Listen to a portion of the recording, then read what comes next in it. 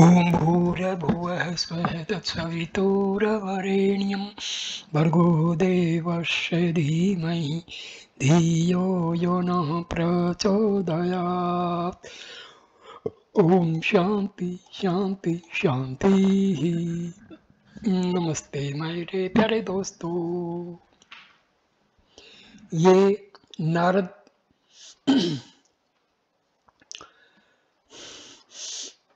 परिव्राजक उपनिषद का तीसरा वीडियो है। इस वीडियो को हम शुरू कर रहे हैं छठे उपदेश से। षष्ठोपदेश तुर्यातीत पद एवं उसकी प्राप्ति के उपाय तथा परिव्राजक की जीवनचर्या।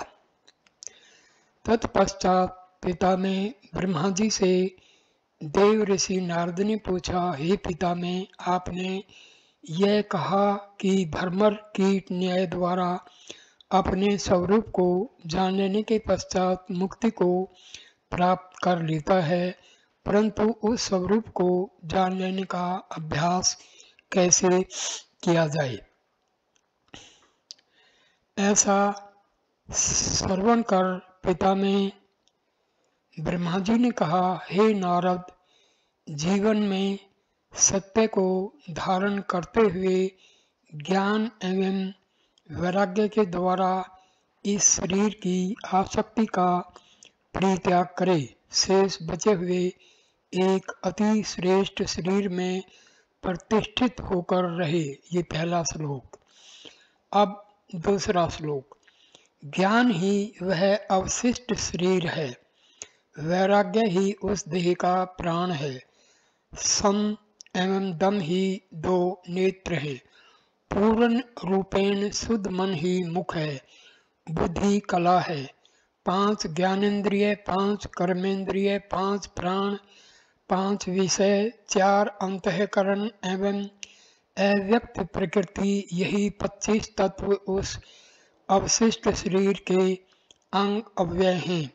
उस शरीर के पंच महाभूत जागृत, स्वप्न, सुषुप्ति, तुर्य एवं तुर्यातीत, ये 5 अवस्थाएं हैं। इस शरीर की शाखाएं अर्थात भुजाएं कर्म, भक्ति, ज्ञान एवं वैराग्य कही गई है, अथवा ये चारों अवस्थाएं जागृत, स्वप्न, सुषुप्ति एवं तुर्य ही 4 भुजाएं हैं। पूर्व में कहे हुए 14 कर्ण पंख में विद्यमान जीर्ण खंभों के सदृश हैं। इस तरह की स्थिति में भी जिस प्रकार कीचड़ में पड़ी हुई नाव को भी श्रेष्ठ नाविक ठीक रास्ते पर ढकेल कर ला ही देता है, वैसे ही संसार रूपी सागर के कीचड़ में फंसी हुई इस जीवन रूपी नौका को श्रेष्ठ बुद्धि के द्वारा अपने वश में रखकर ठीक उसी प्रकार पार लगाएं जैसे महावत हाथी को अपने अंकुश में रखकर सही मार्ग से ले जाता है। ज्ञान स्वरूप उस श्रेष्ठ शरीर में प्रतिष्ठित हुआ पुरुष मेरे स्वयं जो भी है, वह सभी कुछ काल्पनिक होने के कारण नाशवान है। ऐसा समझकर सदैव अहम ब्रह्मास्मि, मैं ब्रह्म ही हूँ का उच्चारण करे। अपनी अंतर आत्मा के अलावा दूसरी अन्य कोई भी वस्तु ज्ञात नहीं है। इस प्रकार से दृढ़ निश्चय करके जीवन मुक्त होकर विचरण करे। इस तरह से जीवन यापन करने वाला परिव्राजक कृत हो जाता है।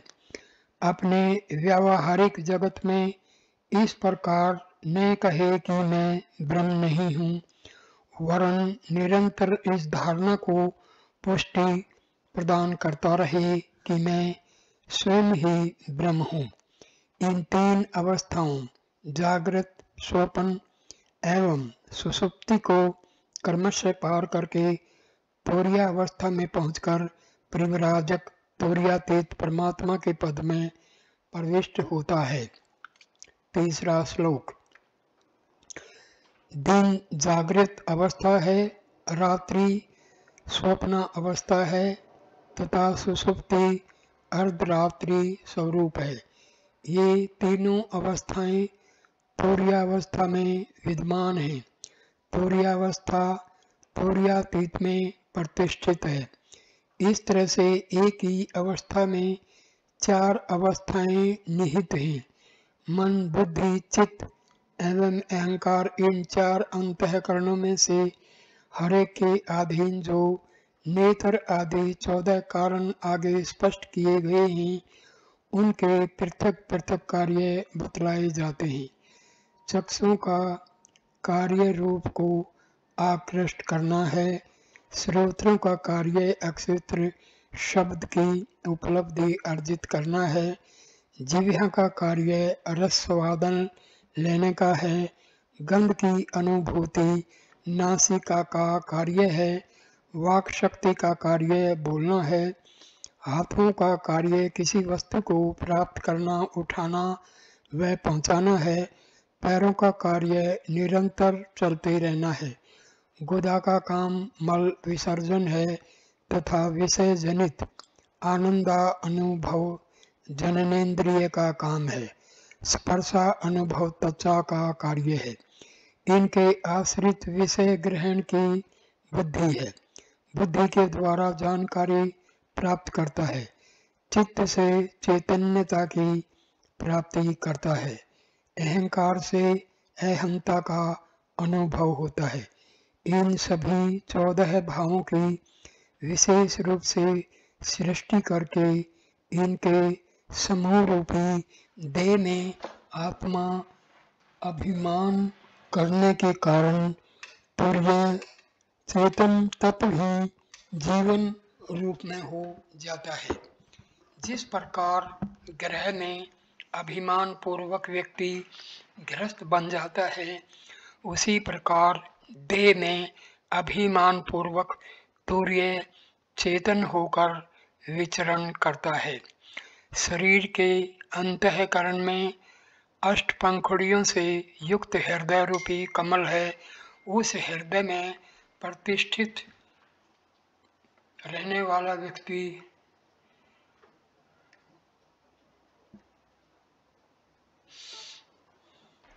गृहस्थ बन जाता है। उसी प्रकार देह में अभिमान पूर्वक तुर्य चेतन जीव होकर विचरण करता है।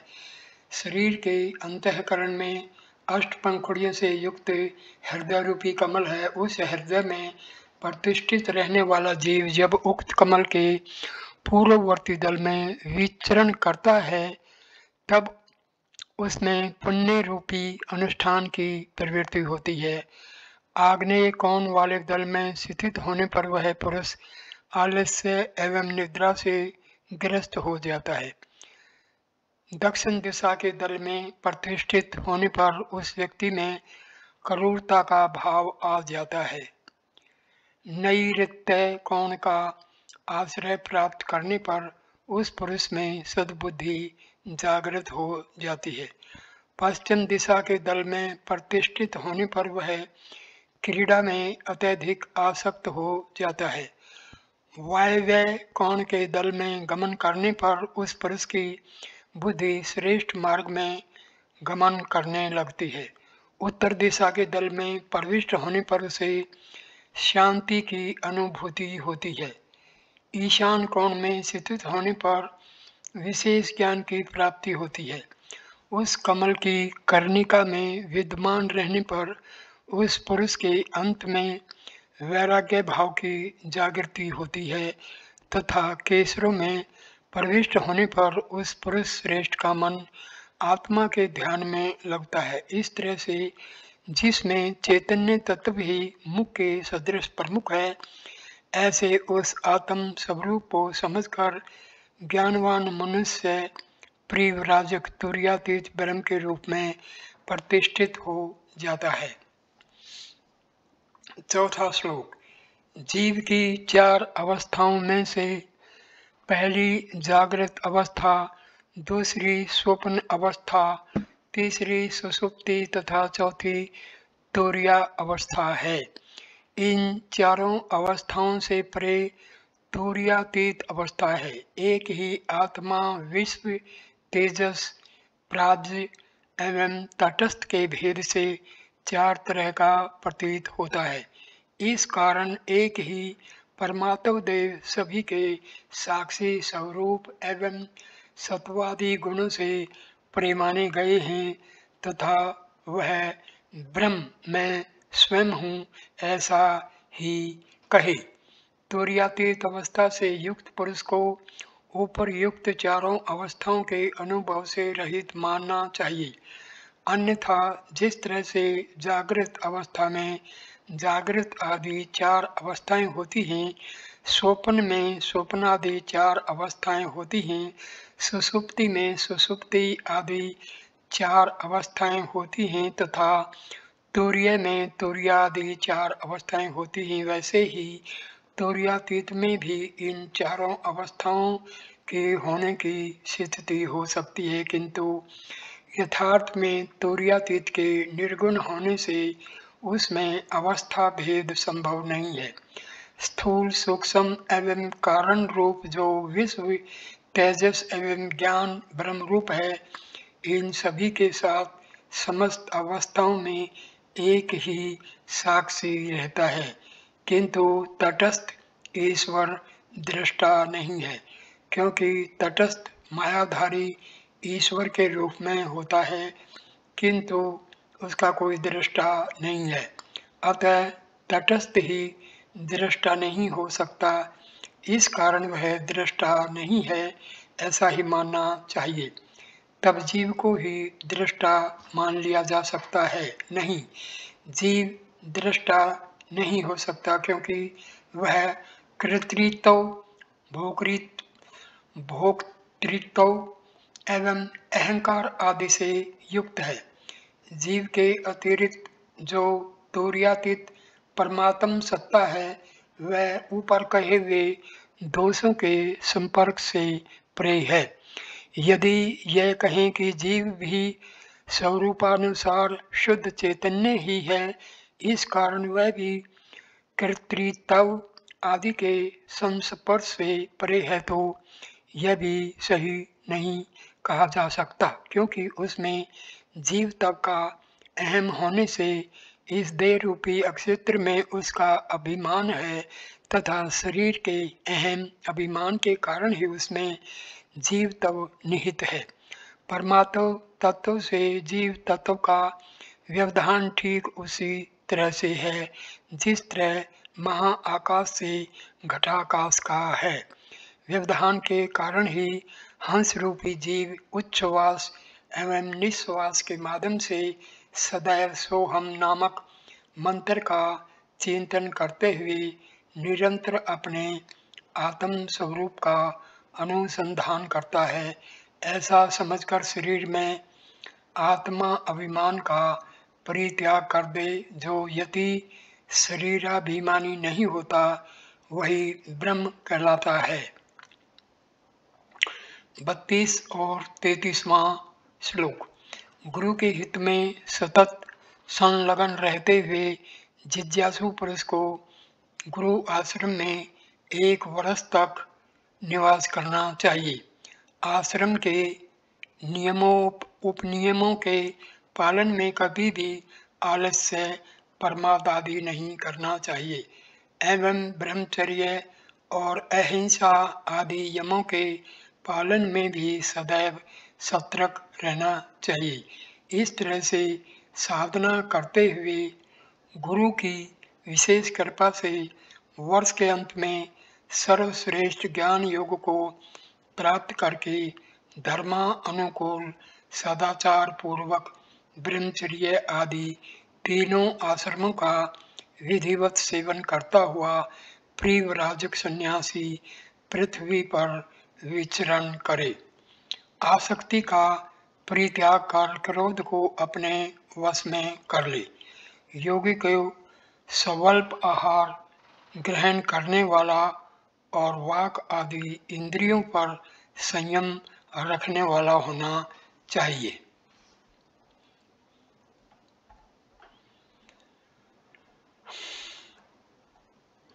34 से 42वां श्लोक। निरारंभ कामना पूर्वक किसी कार्य का प्रारंभ न करने वाले गृहस्थ एवं कर्मरत परिव्रजा में सतत सचेष्ट परिव्राजक इन दोनों की शोभा तभी तक होती है जब तक कि वे अपने आश्रम धर्म के अनुकूल श्रेष्ठ आचरण करें। मनुष्य मदिरा पान करने से मत वाला होता है, किंतु रूपवान सुंदर तरुणी नारी के दर्शन मात्र से ही उन्मुक्त हो उठता है। इस कारण दर्शन मात्र से विष जैसा प्रभाव डालने वाली नारी का परिव्राजक दूर से ही परित्याग कर दे। नारियों के साथ वार्तालाप करना, उनके समक्ष संदेश भेजना, नृत्य गायन आदि करना, हास परिहास करना एवं छिद्रान्वेषण करना आदि दुर्गुण परिव्राजक को त्याग देना चाहिए। हे नारद, सन्यासी के लिए नैमित्तिक स्नान, देव पूजन, जप यज्ञ याग आदि कर्म नहीं करने हैं। उसके लिए तो श्राद्ध, तर्पण, तीर्थों की यात्रा करना, व्रत, उपवास, धर्म, अधर्म और लोकाचार संबंधी कर्म भी आवश्यक नहीं है। योगारूढ़ सन्यासी सभी कर्मों का परित्याग कर दे तथा समस्त लोकाचारों से भी उसे दूर रहना चाहिए। विद्वान योगी अपनी बुद्धि एवं सामर्थ्य को परमार्थ में लगाकर कृमि, कीट पतंगों तथा वनस्पति आदि प्राणियों को कभी नष्ट न करे। सन्यासी सर्वदा अंतर्मुखी रहे, बाह्य एवं अंतः से सदैव अपने को स्वच्छ रखे। अपने अंतःकरण को पूरी तरह से शांत रखकर बुद्धि को आत्मानंद से परिपूर्ण किए रहे। हे नारद, तुम अंत से सभी तरह की आसक्तियों का त्याग करके इस जगत में विचरण करते रहो।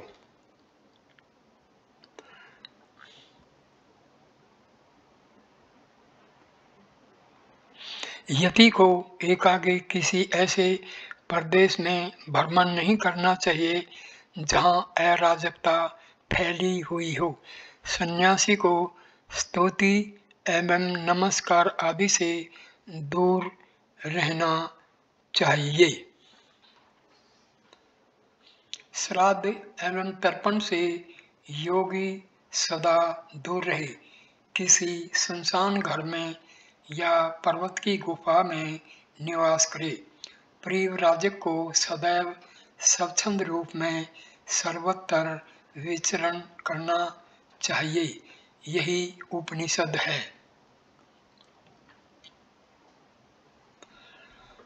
सातवां उपदेश। पहला श्लोक। सन्यासी के सामान्य नियम तथा कुटिचक आदि के विशेष नियम। इसके पश्चात देवऋषि नारद जी ने पितामह ब्रह्मा जी से यह प्रश्न किया, हे ब्राह्मण, सन्यासी के नियम किस प्रकार के हैं? पितामह ब्रह्मा जी ने नारद जी के इस प्रश्न को अपने समक्ष रखते हुए उत्तर देना प्रारंभ किया। उन्होंने कहा, हे नारद, सन्यासी विरक्त होकर मात्र 4 मासीय वर्षा के दिनों में किसी एक निश्चित क्षेत्र में निवास करे और शेष 8 मास में वह अकेले ही भ्रमण करे। किसी एक स्थान विशेष पर ज़्यादा दिनों तक निवास न करे, क्योंकि ऐसा करने से यति के पतित होने का भय रहता है। भ्रमर की तरह से कभी एक स्थल पर न रुके। यदि कोई अन्यत्र जाने का विरोध करे तो परिव्राजक उस विरोध को न माने, अपने हाथों अर्थात अपने आप ही नदी तैर करके पार न हो। वृक्षों पर भी उसे नहीं चढ़ना चाहिए। देवों के निमित्त होने वाले आयोजनों को नहीं देखना चाहिए। सदैव एक ही घर का भोजन न करे और आत्मा के अतिरिक्त अन्य बाह्य देवगुणों का पूजन अर्चन भी न करे। आत्मा के सिवाय अन्य सभी का परित्याग कर मधुकरी वृत्ति से भिक्षा प्राप्त भोजन करे। शरीर को कमजोर बनाकर रखे। देह में मेद चर्बी की वृद्धि बिल्कुल न होने दे। घी को रुधिर के समान जानकर परित्याग कर दे। एक ही परिजन के घर के अन्न को मांसवत जानकर छोड़ देना चाहिए। इत्र अथवा चंदन आदि के लेप को अपवित्र मल मूत्रादि के लेप की तरह से मान करके छोड़ देना चाहिए। अक्षार, साबुन, सोडा आदि के मुख्य घटक आदि को चांडाल की तरह से जानकर अस्पर्श माने। कोपिन आदि के अलावा अन्य वस्त्रों को उच्छिष्ट पात्रों के सदृश समझकर छोड़ दे। अभ्यंग तेल आदि की मालिश करने को स्त्री के आलिंगन की तरह मानकर सदैव उससे दूर रहे। मित्रों के आनंददायक संग को मूत्र के सदृश त्याज्य माने। किसी वस्तु को प्राप्त करने के लिए अपने मन में उत्पन्न होने वाली स्पृहा इच्छा शक्ति को अपने लिए गोमांस के सदृश वर्जनीय मानना चाहिए। चिर परिचित एवं प्रिय स्थल को चांडाल का बगीचा समझना चाहिए। सुवर्ण को कालकूट के समान, सभा स्थल को शमशान भूमि की भांति, राजधानी को कुंभीपाक नरक के समान तथा एक जगह के अन्न भोजन को मृत व्यक्ति के लिए दिए हुए पिंड के समान जानकर त्याग देना चाहिए। शरीर को आत्मा से अलग देखना तथा प्रवृत्तियों में फंसना भी छोड़ देना चाहिए। अपने देश को छोड़कर अपने परिचित स्थलों से दूर सदैव दूर बने रहने का प्रयास करना चाहिए। अपने आनंद में स्वरूप का सतत ध्यान करते हुए इस तरह की प्रसन्नता की अनुभूति करे जैसे कि कोई विस्मृत हुई कीमती वस्तु पुनः मिल गई हो। जिस स्थान पर जाने से अपने शरीर में ही आत्मा अभिमान जाग जाए, जहाँ अपनी देह से संबंध रखने वाले लोग निवास करते हों, उस स्थान को हमेशा के लिए भूल जाना चाहिए। अपनी इस देह को भी मृत व्यक्ति की तरह से त्याज्य मानते हुए उसमें आसक्ति नहीं होनी चाहिए।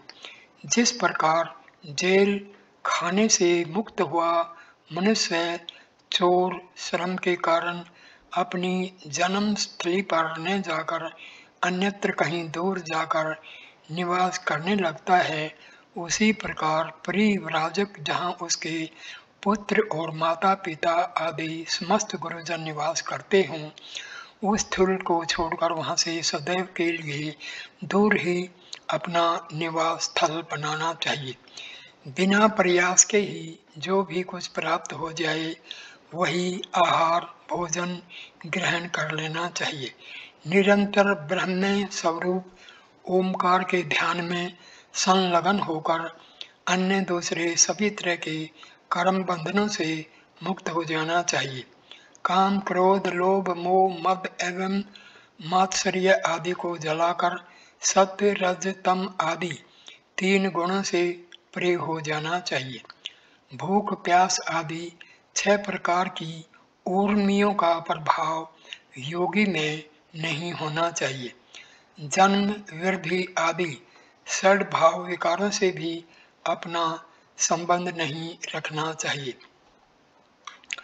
सर्वदा सत्य में वाणी बोले, शरीर एवं मन से पूर्ण पवित्र रहे और किसी भी मनुष्य आदि से द्रोह न करे। ग्राम में 1 रात्रि, नगर में 5 रात्रि, किसी धार्मिक पुण्य स्थली में 5 रात्रि एवं तीर्थ में भी 5 रात्रि से ज़्यादा नहीं ठहरना चाहिए। परिव्राज कहीं पर भी अपने लिए घर नहीं बनाए। बुद्धि को सदैव परमात्मा के ध्यान में लगाए रखे। कभी वह किसी भी स्थिति में असत्य वाणी न बोले। पर्वत की गुफाओं में अपना निवास बनाए, सदैव एकाकी ही भ्रमण करे।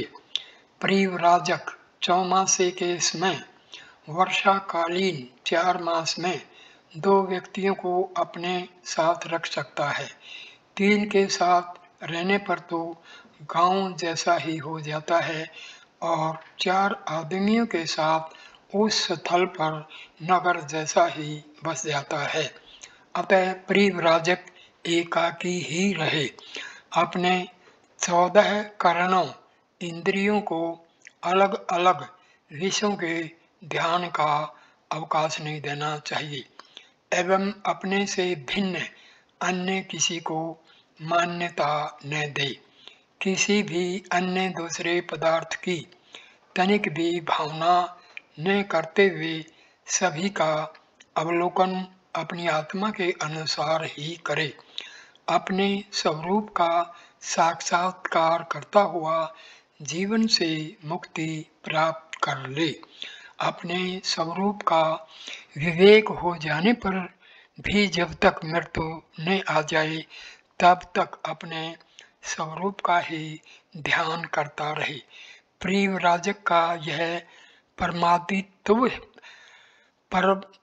परम दायित्व है कि वह अपनी अंतरात्मा का सम्यक रूप से चिंतन करते हुए काल यापन करे। दूसरा श्लोक। कुटीचक सन्यासी के लिए तीनों समय प्रातः, मध्याह्न एवं सायंकाल का स्नान करने का नियम है। बहुदक सन्यासी प्रातःकाल एवं सायंकाल 2 संध्याओं में स्नान करे। हंस नामक सन्यासी के लिए दिन में केवल एक ही बार स्नान करने का विधान बतलाया गया है। परमहंस नाम वाले सन्यासी को केवल मानसिक स्नान ही करना चाहिए। तुर्यातीत के लिए भस्म स्नान कहा गया है, अर्थात वह संपूर्ण देह में केवल भस्म विभूति ही धारण कर ले। और अवधूत नामक सन्यासी के लिए वायव्य स्नान अर्थात वह संपूर्ण देह में वायु के संस्पर्श से ही पवित्र हो जाता है। उसको जल स्नान की कोई विशेष आवश्यकता नहीं रहती। तीसरा श्लोक। कुटीचक सन्यासी को मस्तक पर ऊर्ध्व पुंडर धारण करना चाहिए। बहुदक को त्रिपुंडर धारण करना चाहिए। हंस नामक सन्यासी ऊर्ध्व पुंडर अर्थात त्रिपुंडर एवं परमहंस नाम वाले सन्यासी को केवल भस्म विभूति धारण करना चाहिए। तुर्यातीत के लिए तिलक पुंडर का नियम बतलाया गया है और अवधूत सन्यासी के लिए किसी भी तरह का विशेष चिन्ह आवश्यक नहीं है। चौथा श्लोक। कुटीचक सन्यासी को 2 मास में अक्षौर कर्म करना चाहिए। बहुदक को 4 मास में अक्षौर कर्म करना चाहिए। हंस एवं परमहंस अपनी इच्छा अनुसार यदि चाहें तो 6 महीने के अंतराल से और कर्म करवा सकते हैं। अवधूत तथा तुर्यातीत परिव्राजक के लिए अक्षौर कर्म करना आवश्यक नहीं है। 5वां श्लोक। कुटीचक के लिए एक ही जगह के अन्न भोजन ग्रहण करने का विधान है। बहुदक सन्यासी को मधुकरी वृत्ति से अर्थात भिक्षा द्वारा प्राप्त अन्न ही ग्रहण करना चाहिए। हंस एवं परमहंस के लिए हाथ ही भोजन करने का पात्र होता है। ये सन्यासी करपात्री कहलाते हैं। उस करपात्री सन्यासी के हाथ में जो कुछ भी आ जाए उतना ही खाकर संतोष करना चाहिए। तुर्यातीत को गोमुख वृत्ति अर्थात उस सन्यासी के मुख में अन्य दूसरा कोई मनुष्य जो कुछ भी फल फूल दे उसे गाय के सदृश मुंह फैलाकर ले लेना चाहिए। अवधूत सन्यासी के लिए अजगर वृत्ति अर्थात ईश्वरेच्छा अथवा दूसरे अन्य लोगों की इच्छा अनुसार जो कुछ भी मिल जाए उसी पर संतोष कर लेना चाहिए। छठा श्लोक। कुटीचक को अपने पास 2 वस्त्र रखने का नियम है। बहुदक अपने पास केवल एक चादर रखे तथा हंस नामक सन्यासी को वस्त्र का एक टुकड़ा रखने का विधान है। परमहंस दिगंबर वस्त्र रहित रहे या फिर एक कौपीन मात्र ही स्वीकार करे। तुर्यातीत और अवधूत को तो वस्त्र रहित ही रहने का नियम है। हंस एवं परमहंस के लिए मृग चर्म धारण करने का नियम है। अन्य सन्यासियों के लिए मृग चर्म अनिवार्य नहीं है। 7वां श्लोक। कुटीचक एवं बहुदक प्रिय व्राजकों के लिए प्रत्यक्ष रूप में देवताओं के पूजन का नियम है। हंस एवं परमहंस के लिए मानसिक पूजन का अधिकार है। तुर्यातीत और अवधूत के लिए केवल सो हम अस्मि अर्थात वह ब्रह्म मैं स्वयं ही हूँ ऐसा भावना करना चाहिए। 8वां श्लोक। कुटीचक और बहुदक योगियों को मंत्र आदि के जप का पूर्ण अधिकार प्राप्त है। हंस एवं परमहंस नामक योगी एकमात्र ध्यान के ही अधिकारी हैं। तुर्यातीत और अवधूत को अपने स्वरूप अनुसंधान के अतिरिक्त अन्य किसी भी तरह के कार्य का अधिकार नहीं है।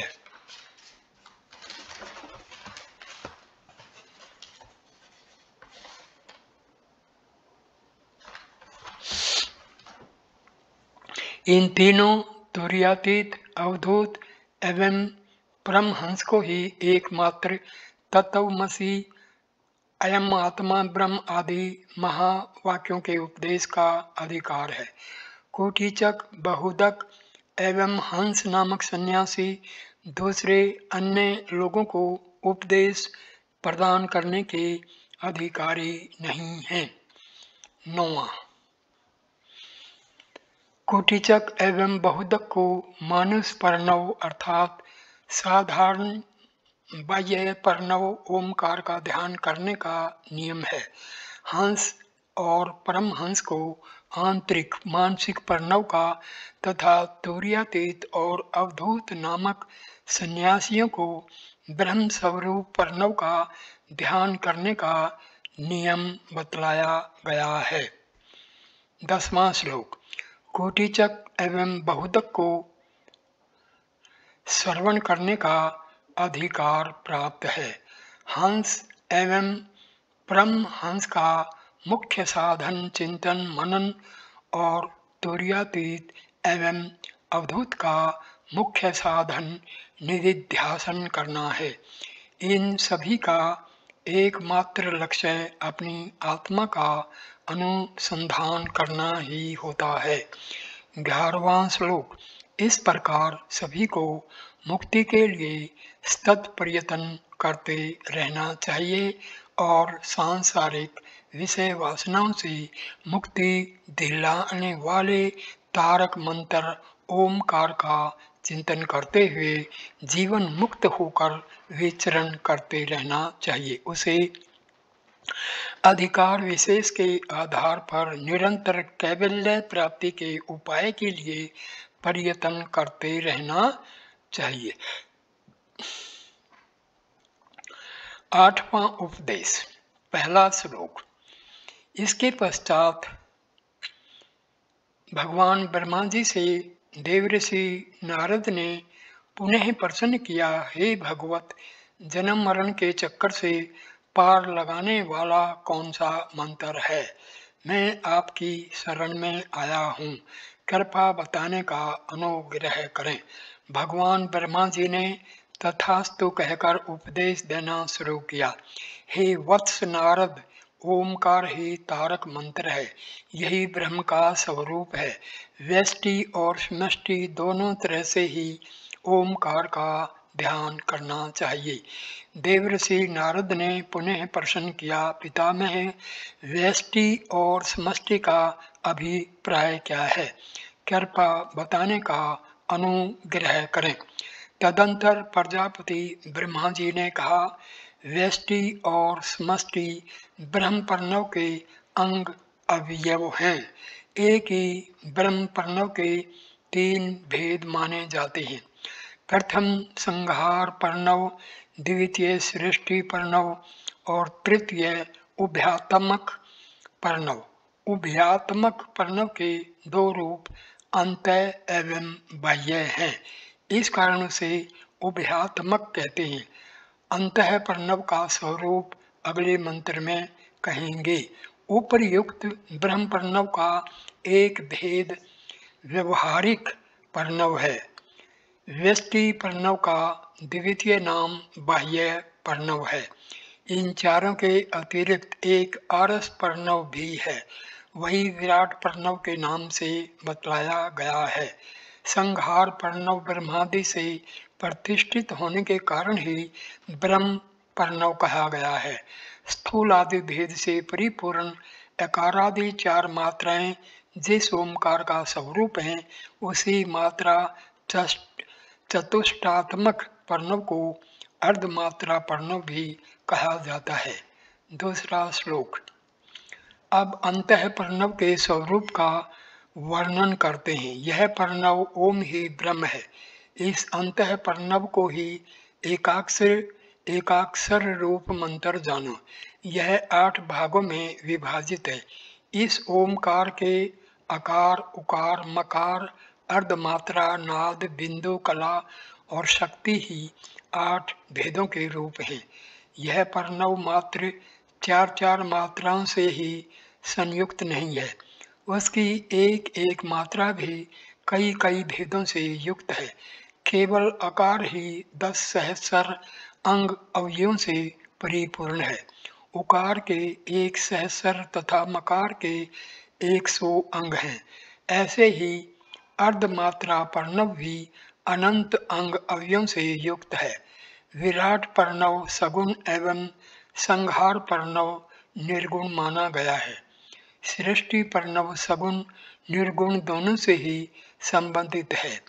विराट प्रणव अकारादि 4 मात्राओं की समष्टि वाला कहा गया है और संहार प्रणव पलुप्त अर्थात चतुर्थ मात्राओं से युक्त अर्धमात्रा स्वरूप है।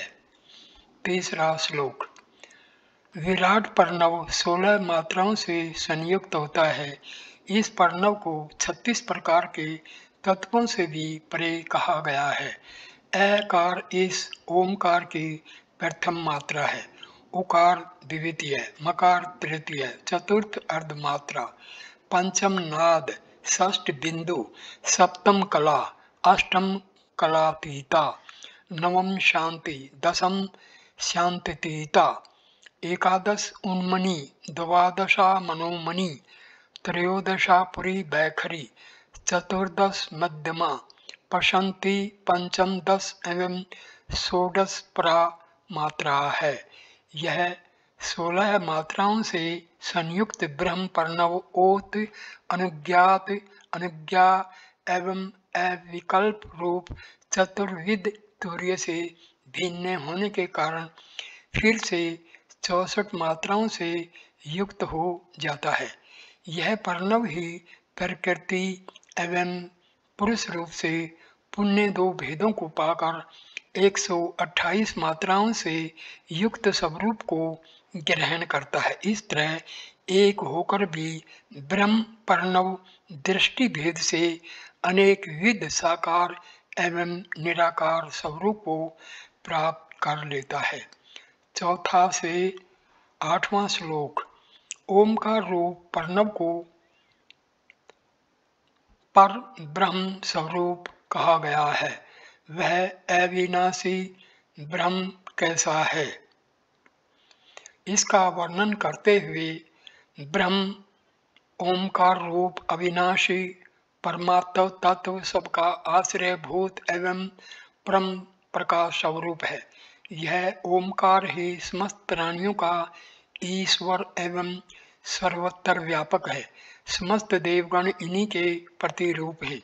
सभी तरह के प्रपंचों का आधार प्रकृति भी इन्हीं के गर्भ में है। ये प्रणव ही सर्वाक्षर वर्णमाला के 50 वर्ण एवं उनके माध्यम से बुद्ध है अर्थादि स्वरूप है।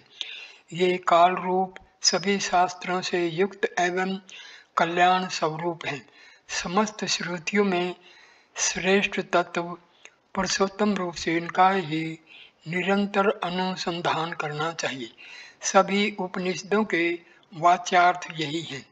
यही सर्वकाल रूप हैं तथा भूत वर्तमान एवं भविष्यत युक्त त्रिकालात्मक जगत और तीनों भुवनों से भी ऊपर जो शाश्वत तत्व हैं वह सभी कुछ इस ओंकार का ही प्रतिरूप है।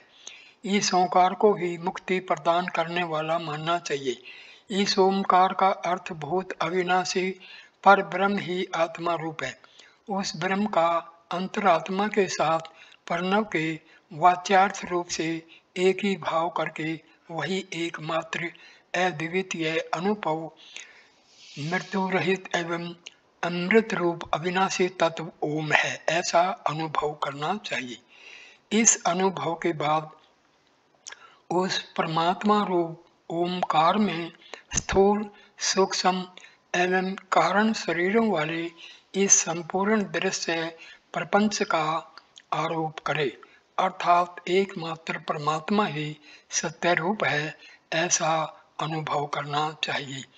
इस प्रकार आत्मा एवं परमात्मा में दृढ़ एक भाव प्रतिष्ठित करके आत्म स्वरूप पर ब्रह्म का ध्यान करते हुए सतत अभ्यास करते रहना चाहिए। 9 से लेकर 16वें श्लोक तक का। अब कर्मानुसार विश्व तेजस आदि के वाचक प्रणव की मात्राओं के कर्म का वर्णन किया जा रहा है, अर्थात विराट जगद्रूप एवं उसका भोक्ता तथा सूक्ष्म जगद्रूप सूक्ष्म जगत का उपभोक्ता होने के कारण एकमात्र आनंद स्वरूप तथा आनंद मात्र का उपभोक्ता होने के कारण इन तीनों की अपेक्षा भी विशेष लक्षणों से युक्त होने के कारण वह आत्मा 4 भेदों वाला है, या 4 पाद ही उसके 4 भेद हैं। इस कारण वह पादों से युक्त है। जागृत अवस्था एवं उससे उपलक्षित होने वाला यह जगत ही जिनका शरीर है, जो पूरी विश्व में व्याप्त हो रहे हैं, जिनका विवेक इस स्थूल जगत में चतुर्दिक फैला है, जो इस समस्त जगत के रक्षक हैं। 5 ज्ञानेंद्रियां, 5 कर्मेंद्रियां, 5 प्राण तथा 4 अंतःकरण आदि, ये सभी 19 समष्टि कारण ही जिनके मुख हैं। 8 लोक पाताल भू भुव स्वः मह जन तप एवं सत्यम ही जिनके अवयव हैं, जो इस स्थूल जगत के उपभोक्ता हैं, जिनके स्थूल सूक्ष्म कारण एवं साक्षी रूप में अभिव्यक्ति होती है, वही सर्वव्यापी अखिल विश्व रूप वैश्वानर पुरुष ही परब्रह्म के प्रथम पाद कहे गए हैं। चारों अवस्थाओं में से स्वप्ना अवस्था उस अवस्था के 4 उपलक्षित सूक्ष्म जगत में व्याप्त परब्रह्म सूक्ष्म प्रज्ञ हैं। उनका विज्ञान स्थूल जगत की अपेक्षा सूक्ष्म जगत में व्याप्त हो रहा है। स्वयं वे ही पूर्व में कहे हुए 8 अंगों से संपन्न है। काम क्रोध आदि समस्त रिपुओं को तप्त करने में समर्थ हे नारद, वे स्वप्न लोक में एकाकी ही हैं, उनके अतिरिक्त अन्य कोई दूसरा नहीं है। वे सूक्ष्म जगत के सूक्ष्म तत्वों की अनुभूति एवं पालन करने वाले हैं। उनके भी पूर्व की भांति स्थूल सूक्ष्मादि भेद से युक्त चार स्वरूप हैं। उन्हें ही तेजस पुरुष कहते हैं, क्योंकि वे तेज स्वरूप एवं प्रकाश के स्वामी हैं। वे सभी प्राणियों के स्वामी हिरण्य गर्भ हैं।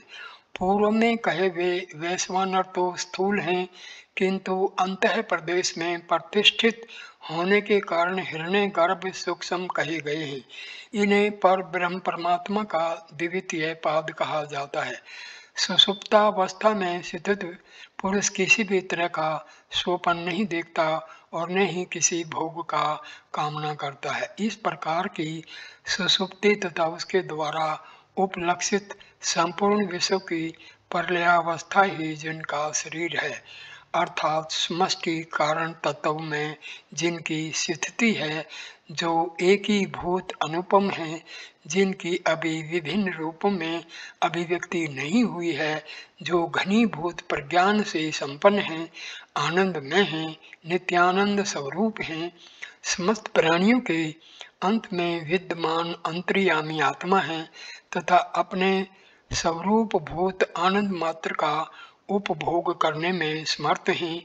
जिनमें प्रकाश ही जिन परमात्मा का मुख है, जो सर्वत्र व्याप्त एवं शाश्वत हैं, ओत अनुज्ञात्री अनुज्ञा एवं अविकल्प आदि चारों रूपों में जिनकी अभिव्यक्ति है, वे ईश्वर ही प्राज्ञ नाम से परमात्मा के तृतीय पाद के रूप में जाने जाते हैं। 17वां और 18वां श्लोक। हे परब्रह्म ही, ये परब्रह्म ही समस्त स्थावर जंगम भूत प्राणियों के स्वामी हैं। ये सभी कुछ जानने में समर्थ हैं। सूक्ष्म रूप से चिंतन करने योग्य परब्रह्म ही सबके अंतर्यामी एवं आत्म स्वरूप है, संपूर्ण जगत के कारण रूप हैं तथा समस्त भूत प्राणियों की उत्पत्ति, पालन एवं विनाश के स्थल भी यही है। जागृत आदि तीनों अवस्थाओं में परिलक्षित होने वाला यह संसार भी सुषुप्ति रूप ही है। यह सभी प्रकार की उपरति में अवरोधक ही बना रहता है। इस तरह यह त्रिविध जगत स्वरूप ही है, क्योंकि यहाँ पर वस्तु का प्राय विपरीत ज्ञान ही होता है। इतना ही नहीं, यहाँ पर हर वस्तु कुछ की कुछ दिखाई पड़ने के कारण सोपनवत माया में ही है। 19 और 20वां श्लोक। उपर्युक्त त्रिपादों के अतिरिक्त चतुर्थ पाद तुर्य है। वह इन चार भेदों ओत अनुज्ञात्री अनुज्ञा एवं अविकल्प के कारण चार रूपों से युक्त है। उसे तुर्य पाद कहा गया है। यही सच्चिदानंद में है।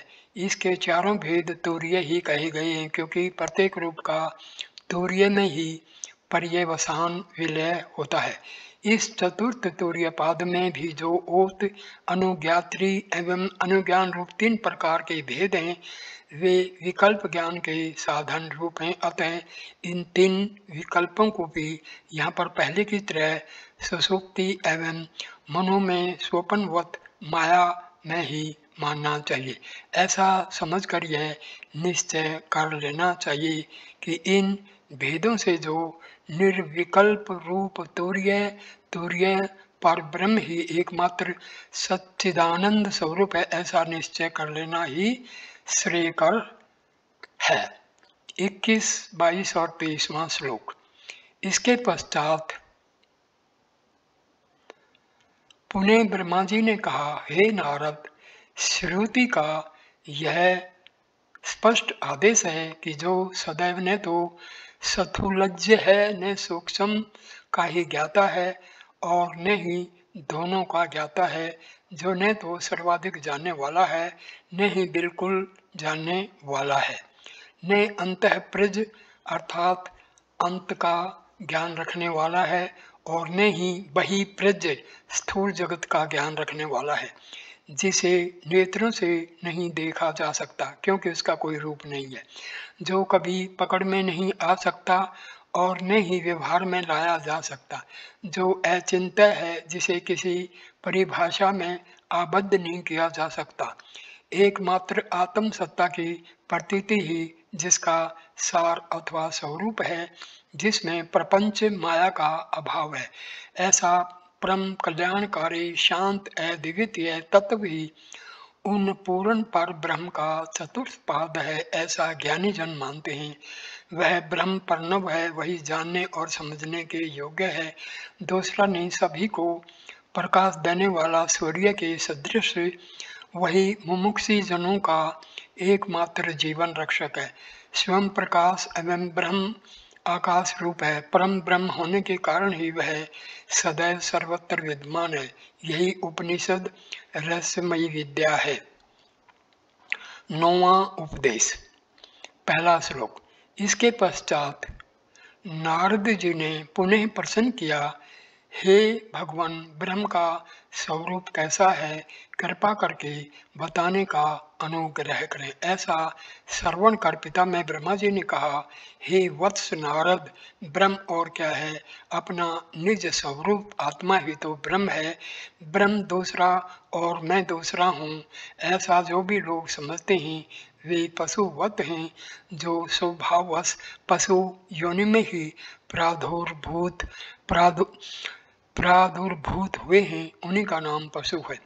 उन परम प्रभु परमेश्वर को जो ज्ञानी पुरुष इस तरह सर्वात्मा एवं सर्व रूप में जानता है, वह सदा के लिए मृत्यु के मुख से छूट जाता है। एकमात्र परमात्म सत्ता का सद ज्ञान ही है, जो मुक्ति मोक्ष प्रदान कराने में सर्वसमर्थ है। श्लोक 2, 3, 4, 5। परमात्म विषयक परस्पर चर्चा करने वाले कुछ जिज्ञासुजन कहते हैं कि काल स्वभाव निश्चित ही फल प्रदान करने वाला कर्म, आकस्मिक घटना, पांचों महाभूत अथवा जीवात्मा इस जगत का कारण रूप है। इस विषय पर चिंतन करना चाहिए। काल आदि का समूह भी इस नश्वर जगत का कारण नहीं हो सकता, क्योंकि यह चैतन्य आत्मा के आश्रित है। जीवात्मा भी इस नाशवान जगत का कारण नहीं हो सकता, क्योंकि वह सुख दुख के कारण भूत प्रारब्ध कर्म के आश्रित है। ऐसा विचार करते हुए उन्होंने ध्यानावस्था में प्रतिष्ठित होकर अपने गुणों से आवृत होने पर ब्रह्म की स्वरूप भूता अचिंत्य शक्ति का साक्षात्कार किया है, जो पर ब्रह्म अकेले ही काल से लेकर आत्मा तक अर्थात पूर्व में कहे हुए सभी कारणों पर शासन करते हैं। उस एक नेमी वाले 3 घेरों से युक्त 16 सिरों से संयुक्त 50 अरों से परिपूर्ण 20 सहयोगी अरों से युक्त एवं 6 अष्टकों से पूर्ण अनेक रूपों वाले एक ही पास से संयुक्त मार्ग के 3 भेदों से युक्त तथा 2 निमित्त एवं मोहरूपी एक नाभि केंद्र से युक्त चक्कर को उन जिज्ञासी जनों ने देखा। यहाँ विश्व व्यवस्था को एक चक्कर पहिए के रूप में वर्णित किया गया है। नेमी चक्र को बांधे रखने वाली एक परिधि प्रकृति तथा 3 वृत्त 3 गुण सत्व रज तम है। परिधि के अंत सिरे का जोड़ 16 कलाएं हैं। प्रश्नोपनिषद के 6ठे प्रश्न के अंतर्गत 4थे एवं 5वें मंत्र में इनका वर्णन है। 50 अरे विपर्य अशक्ति तुष्टि आदि 50 प्रत्यय अंतःकरण की वृत्तियों के 50 भेद तथा 20 सहायक अरे 10 इंद्रियां 10 विषय एवं 5 प्राण कहे गए हैं। चक्र में अष्टक से कहा गया है, यह स्पष्ट नहीं है। इन 6 के 8 भेद कहे गए हैं। प्रकृति शरीरगत धातु सिद्धियां भय देव योनियां तथा विशिष्ट गुण 3 मार्ग धर्म अधर्म एवं ज्ञान मार्ग तथा 2 निमित्त पाप और पुण्य कर्म है। यह सब मोह रूपी नाभिक को केंद्र मानकर घूम रहे हैं। 5 स्रोतों से निःसृत होने वाले विषय रूपी जल से परिपूर्ण 5 सत्रों से प्रादुर्भूत होकर भय प्रदान करने वाली एवं तिर्यक चाल से गमन करने वाली 5 दुख रूपी प्रवाह के वेग से संयुक्त 5 परतों वाली तथा 50 वेदों से परिपूर्ण नदी को हम सभी लोग जानते हैं। ऋषि ने यहाँ विश्व प्रवाह को नई नदी के रूप में वर्णित किया है। 5 धाराएं, 5 ज्ञानेंद्रियां, 5 उद्गम, 5 तत्व, 5 प्राण की तरंगें, 5 भंवरें, 5 तन्मात्राएं, 5 दुख, गर्भ, जन्म, रोग, जरा और मृत्यु हैं। 5 विभाग, अज्ञान, अहंकार, राग, द्वेष और भय हैं। अंतःकरण की 50 वृत्तियां उसके भेद हैं। उक्त दोनों उपमाओं की विस्तृत व्याख्या आचार्य शंकर के भाष्य में देखी जा सकती है। समस्त प्राणियों के आश्रयभूत एवं जीविका स्वरूप इस विशाल ब्रह्मचक्र में जीवात्मा को भ्रमण कराया जाता है। वह स्वयं अपने आप को एवं सभी के प्रेरणा स्रोत परमात्मा को पृथक पृथक जानकर उसके पश्चात उन पर ब्रह्म से सभीकृत होकर अमृत भाव को प्राप्त कर लेता है। वेद में कहे वे ये परमात्मा ही सर्वश्रेष्ठ आश्रयभूत एवं शाश्वत अविनाशी है। उन परमात्मा देव में तीनों लोग सन्निहित हैं। वेद के तत्वज महापुरुष यहाँ हृदय क्षेत्र में अंतर्यामी स्वरूप में प्रतिष्ठित उन परमात्मा देव को जानकर उन्हीं में आश्रित होकर उन आदि देव में ही विलीन हो गए। सतत विनाश युक्त जड़ वर्ग एवं अविनाशी जीवात्मा तथा इन दोनों के संयुक्त रूप व्यक्त एवं अव्यक्त रूप इन जगत का परब्रह्म ही धारण तथा पोषण करते हैं और जीवात्मा इस जगत के विषय भोगों का भोक्ता होने के कारण प्रकृति के अधीन होकर इसमें आबद्ध हो जाता है और उन परमात्मा देव को जानकर सभी तरह के बंधनों से मुक्ति प्राप्त कर लेता है। सर्वज्ञ एवं अज्ञानी, सर्वसमर्थ एवं सामर्थ्य रहित ये दो ही जन्म रहित शाश्वत आत्मा हैं तथा भोगने वाले जीवात्मा के लिए उपयुक्त भोग्य सामग्री से संयुक्त अनादि प्रकृति एक तीसरी शक्ति के रूप में है।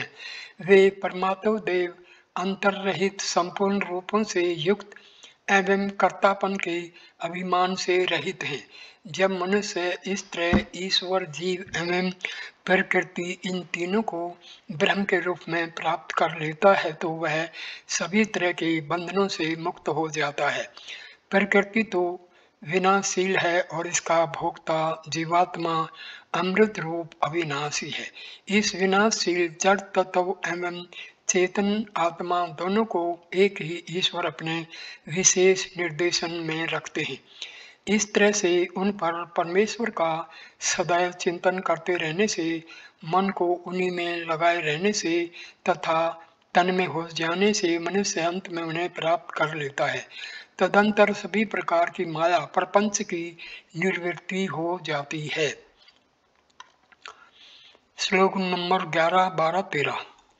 उन परमात्मा स्वरूप का सतत चिंतन करने मात्र से उन प्रकाश स्वरूप पर ब्रह्म को ध्यान के द्वारा जानकर मनुष्य सभी तरह के बंधनों से मुक्ति मोक्ष प्राप्त कर लेता है, क्योंकि क्लेश आदि विकारों का शमन हो जाने के पश्चात जन्म मरण का सर्वथा अभाव ही हो जाता है। इस कारण से वह देह के नष्ट होने पर तृतीय लोक अर्थात स्वर्ग लोक तक के सभी तरह के ऐश्वर्यों का परित्याग करके सर्वथा विशुद्ध तथा आपत काम हो जाता है। अपने ही अंदर प्रतिष्ठित इन ब्रह्मदेव को सर्वदा जानना चाहिए। इनसे उत्कृष्ट स्मरण करने योग्य तत्व दूसरा और कुछ भी नहीं है। भोक्ता अर्थात जीवात्मा, भोग्य अर्थात जड़ वर्ग एवं उनके प्रेरणा स्रोत पर ब्रह्म को जानकर पुरुष सभी कुछ जान लेता है। इस प्रकार इन तीनों भेदों में वर्णित यह सब कुछ ब्रह्म ही है। आत्म विद्या एवं तप ही जिसकी प्राप्ति के मुख्य स्रोत साधन है, वह उपनिषदों में वर्णित श्रेष्ठ तत्व ही परम ईश्वर है। अर्थात दृष्टि भेद द्वारा वह ब्रह्म द्विविध अथवा त्रिविध कहा जाता है, किंतु यथार्थ में भेद दृष्टि अज्ञान मूलक है। इस कारण वह समस्त रूपों में ही एक एक ही परमात्मा देव विद्यमान है। श्लोक 14 से 18 तक। जो मनुष्य इस तरह से जानकर सतत अपने स्वरूप में पर ब्रह्म का ही ध्यान करता रहता है, उस समदर्शी ब्रह्मज्ञानी को वहाँ क्या शोक है और क्या मोह। इसलिए भूत भविष्यत एवं वर्तमान आदि इन तीनों कालों में प्रादुर्भूत होने वाला यह विराट संसार ही अविनाशी ब्रह्म है। यह सूक्ष्माति सूक्ष्म एवं महान बृहत से भी परम महान पर ब्रह्म इस प्राणी के हृदय रूपी गुहा में विद्यमान है। सबकी सृष्टि एवं सुरक्षा करने वाले परमात्मा की विशेष अनुकंपा से जो पुरुष उस संकल्प विहीन परम ईश्वर का और उसकी महान महिमा का भी अवलोकन कर लेता है, वह सभी प्रकार के दुखों से मुक्त हो जाता है। वह परमेश्वर हाथ पैर आदि से रहित होते हुए भी सभी प्रकार की वस्तुओं को प्राप्त कर लेने वाला है और शीघ्रता पूर्वक यत्र तत्र सर्वत्र गमन करने वाला है। नेत्र विहीन होते हुए भी सभी कुछ देखने में समर्थ है। कानों कर्णों से रहित होते हुए भी सभी कुछ श्रवण करने में सक्षम है। वह जानकारी प्राप्त होने वाली सभी प्रकार की वस्तुओं को जानता है, किंतु उस महान ईश्वर को जानने वाला कोई भी नहीं है। विद्वान मनुष्य उस प्राचीन एवं महान पुरुष पुरुषोत्तम पुरुष श्रेष्ठ आदि कहते हैं, जो इन नाशवान शरीरों में नित्य एवं देह रहित होकर भी प्रतिष्ठित है। उस सर्वत्र व्याप्त महान परमेश्वर को जान लेने पर धैर्यवान पुरुष कभी शोकाकुल नहीं होता। वह समस्त भूत प्राणियों का धारण पोषण करने वाला है। उस परमेश्वर की अघटित घटना पटीयसी शक्ति अचिंत्य है। समस्त शास्त्रों के सिद्धांत रूप से स्वीकृत एवं विशेष पर ब्रह्म के रूप में वही जानने योग्य है। परात पर ब्रह्म के रूप में भी वही ज्ञातव्य है एवं सभी के अवसान में अर्थात समस्त विश्व के प्रलय होने पर सबके सुनहार के रूप में उसी श्रेष्ठ प्रभु को जानना चाहिए। श्लोक 19 से 22 में तक। वह कवि जो त्रिकाल को जानने वाला है, पुराण पुरुष सर्वोत्तम एवं पुरुष श्रेष्ठ है, वही सबका परमेश्वर तथा देवों के द्वारा उपासनीय है। आदि मध्य एवं अंत से प्रिय है, वह कभी विनष्ट नहीं होता। वही शिव विष्णु एवं कमल से प्रादुर्भूत होने वाले ब्रह्मारूपी वृक्षों को उत्पन्न करने वाला महान पर्वत है, जो पंचभूतों से युक्त है और 5 इंद्रियों में स्थित रहता है, जिसने अनंत जन्मों के विस्तार की परंपरा अभिवर्धित कर रखी है।